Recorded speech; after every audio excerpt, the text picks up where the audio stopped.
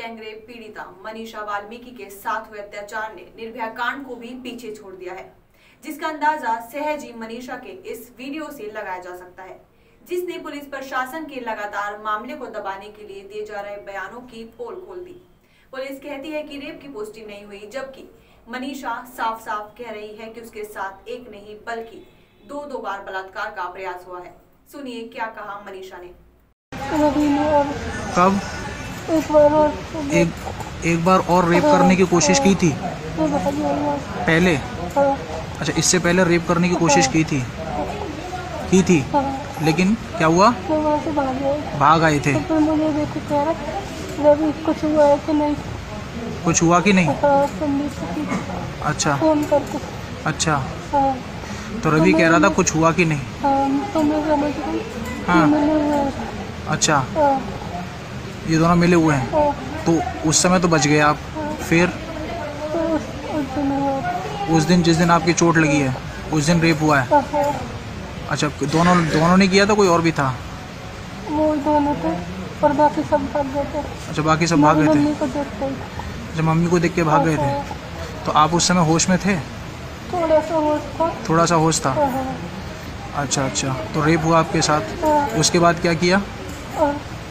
मेरी मम्मी ने मुंह में पानी डाला तो कुछ नहीं क्या हुआ। पहले रिपोर्ट लिखने में आनाकानी, फिर बलात्कार की धारा न लगाकर केस को हल्का करने की कोशिश और अब उसका अंतिम संस्कार तक परिजनों को नहीं करने देना पूरे सिस्टम पर सवाल उठा रहा है।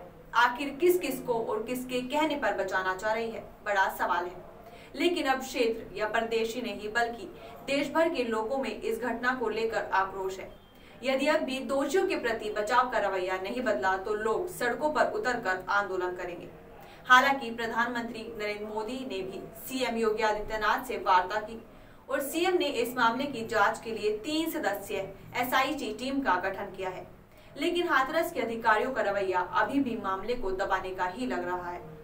सरकार को चाहिए कि वो बेटी बचाओ बेटी पढ़ाओ के अपने नारे को साकार करते हुए इस मामले को गंभीरता से ले और दोषियों सहित घटना को दबाने वाले लोगों पर भी कार्रवाई करे।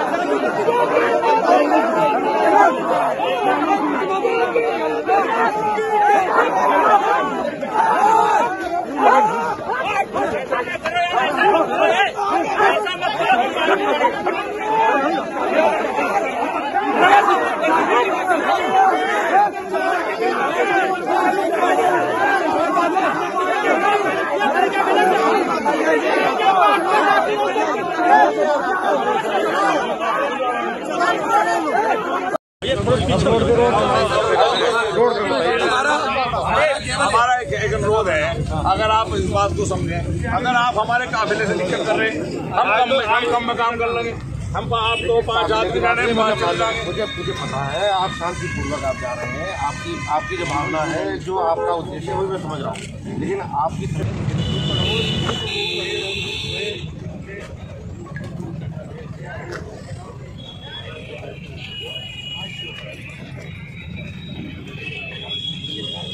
आज सुबह 19 वर्ष की जो हाथरस की बच्ची थी, उसने सफदरजंग अस्पताल में अपना दम तोड़ दिया। और उसके साथ जो बर्बरता हुई, उसकी अंतोगत्वा मौत हो गई, लेकिन उसके साथ जो बर्बरता हुई, जिस बर्बरता पूर्वक उसका रेप हुआ, 4 लोगों ने गैंग रेप किया, उसकी पीठ पर जख्मों के निशान थे, उसकी रीढ़ की हड्डी तोड़ी गई, उसकी जीभ काट दी गई, और वो 12 दिन तक, इसको कहते हैं अदम्य साहस, और इतनी जीने की जिजीविषा थी कि वो 12 दिन तक इशारों से बात करने की कोशिश करती रही। ये कहीं पर एक सभ्य समाज पर तो बहुत बड़ा धब्बा है ही, ये पाश्विक है। इस बर्बरता की जितनी भर्त्सना की जाए उतनी कम है, क्योंकि एक जानवर ही ऐसी चीजें कर सकता है। और बहुत बार उत्तर प्रदेश में कहा जाता है देर रात को घूम रही थी, ये हो रहा था, वो हो रहा था। वो देर रात को नहीं घूम रही थी, वो अपने माँ और भाई के साथ खेत में घास काटने गई थी। भाई एक बोझा घास का लेके घर पे रखने गया, माँ आगे घास काट रही थी, और उसको पीछे से इन 4 लोगों ने खींचकर इतना जघन्य अपराध किया।